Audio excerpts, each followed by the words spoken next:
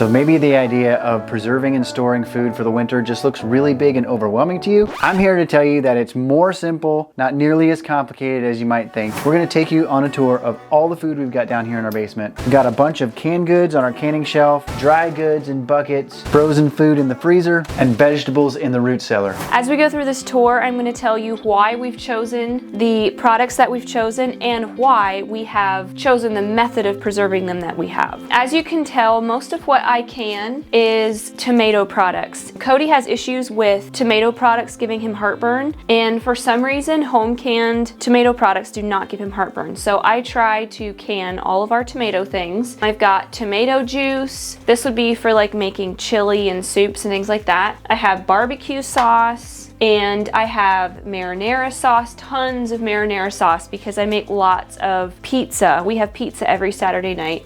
And also like for pasta, that's kind of one of my go-to fast meals if I'm in a real hurry. And then here I have salsa. Down here we've got our chunk tomatoes, and the reason I can so many tomato things is because it's so easy. You literally just can water bath tomatoes because they're already acidic. You can water bath them for 20 minutes and you're completely done. I don't freeze tomatoes because sauces are gonna get really watery and kind of funky. Here I have chicken broth, and it's got potatoes and carrots and chicken and onions and garlic in it, I think. And this is something you have to use a pressure canner for. So this is a new thing for me. This is my first year using a pressure canner, and it really wasn't hard. It felt like it took forever because I'm just used to water bath canning. And the reason I canned it this year was because sometimes I get sick, and when I get sick, I like to have something that Cody or the kids can just warm up in a pot real quick for me, because I like to have protein when I'm sick. So this is kind of one of those convenience food things that I decided to do this year. This is dried tea. I just lay it out on my drying racks and then I crush it into these jars. And this stuff is also, we love this when we get sick, and the kids love to have tea parties. This is like a chocolate mint, so it's more of a true peppermint, and then this is more of a spearmint. This is our favorite. Apple mint is the way to go. Actually, chocolate mint is my favorite. Really? Yeah. Okay, whatever. And then this is something new as well. This is raspberry pie filling. This is like a delicacy for me. I do not do much canning except for just the barest necessities because I hate canning. Let's just be honest. But this I did for convenience food. Like if we have guests, I can just pour this into a 9x13 and I can put like an oatmeal and sugar and butter crumble over top, and I have a raspberry crisp in no time. This here is some zucchini relish. This is something we love with hot dogs, and I don't do many relishes or pickles or things like that normally just because it's not real sustenance. These are pickles. They're called banana pickles. It's like a sweet and sour pickle. I didn't do that many, just a few, but my kids love pickles. These are These are green beans. I do not like growing green beans. I don't like picking green beans. I don't like picking them. I don't like snapping green beans. And I for sure don't like pressure canning green beans. But this was Cody's thing. He doesn't like the frozen green beans. So this year he canned most of these. I did a few of them. And I must say they're very handy to have around for like a nice shepherd's pie or something. Down here is our dry goods. Some of this stuff we've grown ourselves, but most of it is stuff that we buy in bulk. That's actually how we got started with this like storing food for the winter type of thing. When we first got started with the homesteading idea, before we even really got going growing our own stuff, we started buying stuff in bulk like rice, beans, oatmeal. That's an easy way to get started, and that's the thing with this stuff. If even some of the simple ways we show you looks big to you, start with this. The next time you go to the grocery store, instead of buying a little bag of rice, see if you can find somewhere you can get it in bulk. First off here is something that we actually did grow ourselves. This is popcorn. So much tastier than the popcorn you're gonna get from the store. It's really easy to grow. Just grows like regular corn. You let it get dry on the stalk, put it in buckets, and we've got something that you call a little stripper to take the kernels off and make your own popcorn. In here is supposed to be salt, but it looks like we're pretty much out. We get big bags of Redmond salt. This is brown rice. This is raw cane sugar. Shelly does use a lot of maple syrup and honey for different things, but for some stuff, you just need some good old sugar, like cookies.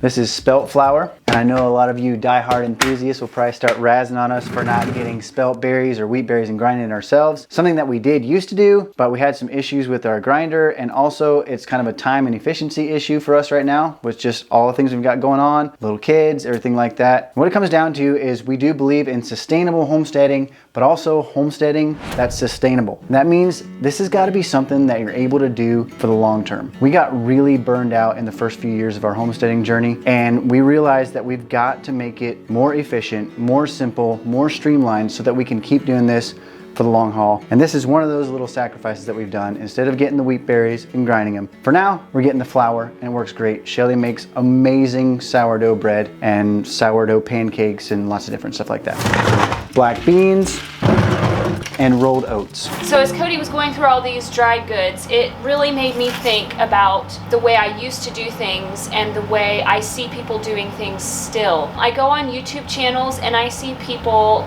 making and canning so much food, it literally just exhausts me. People can beans. You don't have to can beans. They're gonna store longer dry in this bucket than they will canned up on your canning shelves. For the last 6 years, I've had adrenal fatigue and some other health issues that came from overwhelm and stress. And the biggest thing that has helped me to overcome my adrenal fatigue this year actually is the first year that I officially do not have adrenal fatigue anymore. It's amazing. And the main thing that helped me was decreasing my mental load and working on my mental health.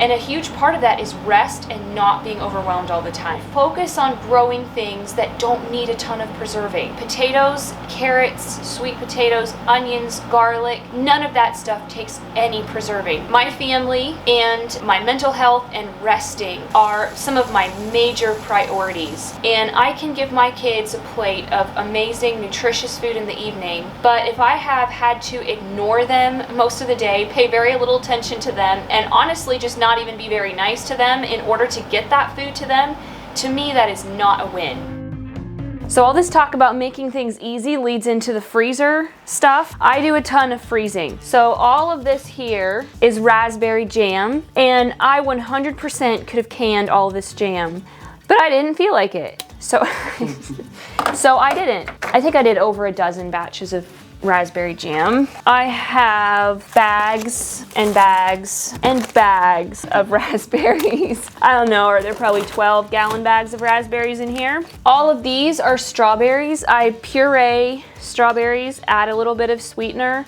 You can do sugar or stevia or whatever, and I put them in here. I get these out for smoothies. I get these out when guests come to serve with cookies. I also do some whole strawberries. These you can just crush this up and you can put them into smoothies really easily. This entire side is raspberries and strawberries. This year was an amazing berry season, the best our berries have ever done. Another thing I do a lot of is broccoli. The reason I've chosen to do so much broccoli is because it's so easy. I mean, if you compare it to green beans, it takes literally a quarter of the time. I do blanch this and I just cut it into little florets and just stick it in freezer bags and you're done.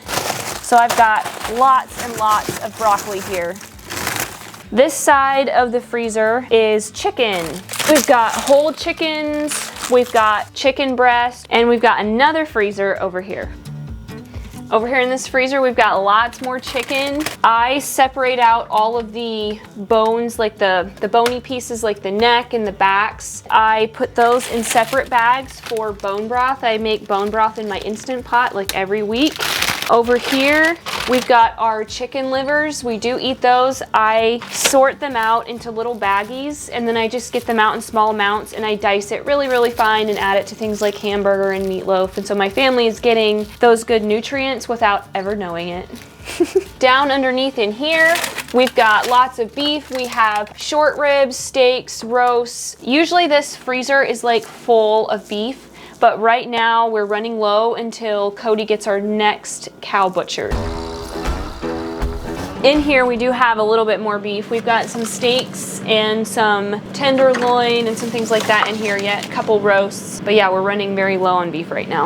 All right, before we head into the cold cellar, we've got our carrots in this fridge here. We haven't gotten the whole humidity temperature thing figured out in the root cellar for carrots yet. So at this point, we're just storing them in our fridge because it's easy and it works. This is our cold cellar. I did a video way early on in our channel about how I built it. Pretty simple. We're in our basement, but I built it up against two outside walls and then like super insulated the walls that go up into the basement. And I put metal on the inside so that it's easy to clean and everything in case it gets moldy. And eventually I'll have shelves built in here. Don't have that yet, so we've just got our stuff stacked in crates down here, which works just fine for now. I've got 2 rooms here, so eventually the goal is to have like a little bit warmer, drier room and then a colder, more humid room for things like carrots because they need cold and humid, and that's really hard to get. Here we've got our potatoes. We got a lot of white potatoes, red potatoes, and these will soar basically all winter long. They might start sprouting a little later on. Thing is, we've got this cold cellar here, but if you want to get started, it works just fine if you have a basement or somewhere that's a little cooler and dark. That's what they want, cool and dark. Here we also have a bunch of garlic. This is basically used for some seasoning stuff and whatever, but a lot for medicinal use. We've got sweet potatoes. Those did fairly well this year. Some of our plants did good, some of them didn't. We've got a lot of sweet potatoes right here. Back here is our hugely bountiful supply of squash. Our squash did really, really bad this year. We do like to have a lot of butternut squash. Shelly makes the best pumpkin pie with butternut squash. She uses it to cube up for like roasted vegetables. Shelly will be getting some chemical-free butternut squash from an Amish community that's not too far away. And here's our onions, lots and lots of onions. And what you can see here is all the stuff that we've got in here is stuff that doesn't need to be preserved. You don't have to can it, you don't have to freeze it. And we try to do as much of that kind of thing as possible, especially for the staple things. So this is my freezer upstairs. I often kind of keep it stocked with some fruit and meat and things like that from downstairs. And what I really wanted to show you guys is butter. I make lots of butter, pounds and pounds of butter. Right now our cow is giving like 5 gallons of milk a day, and we can't drink that much obviously, so I skim it and make lots and lots of butter.